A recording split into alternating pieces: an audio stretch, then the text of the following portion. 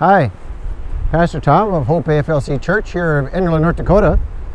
And spring has finally arrived here in southeast North Dakota, and we're pretty excited about that. As you can see, the snow is starting to melt down pretty good at a fast pace, and our river has gone up quite a bit in the last couple of days here, so we're excited for spring. As I thought about the river starting to rise, and I thought about an account in the book of Joshua where the Israelites are going to cross the Jordan River. And that river was also at flood stage in the harvest season, as it says there in Joshua chapter 3.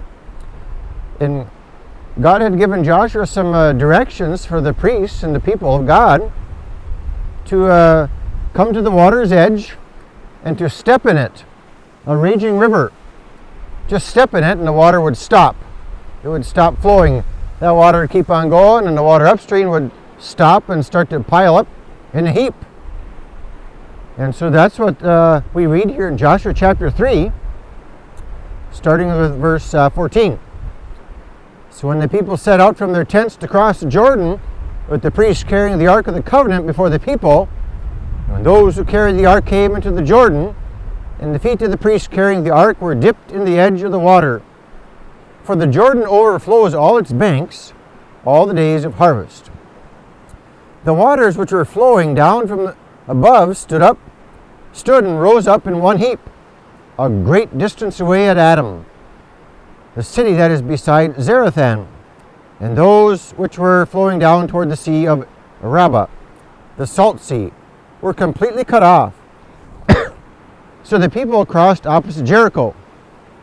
And the priests who carried the Ark of the Covenant of the Lord stood firm on dry ground in the middle of the Jordan, while all Israel crossed on dry ground, until all the nation had finished crossing the Jordan. So I was thinking about that, imagining that in my mind, as God's people were moving towards the promised land. They had to cross a raging river. And God told them, you just step into the water, and the water will stop. And so that's what God's people did. They heard God's word and they obeyed it. They believed it and they did that. And they walked in, and sure enough, the water stopped. The water that was going downstream kept on going.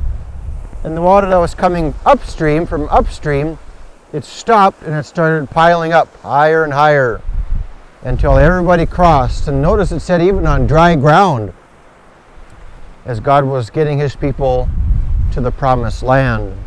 I thought about that and thinking about the power of our God that we serve. And so I was encouraged by that. For you too, to keep in mind that as you hear God's word, as he's getting you to the promised land, that God is perfectly capable of getting there. He is perfectly capable of stopping raging rivers, flowing rivers, to get his people to the other side.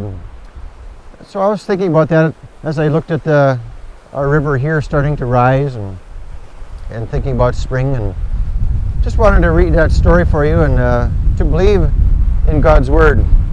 All of it is true and accurate, and to trust in our God.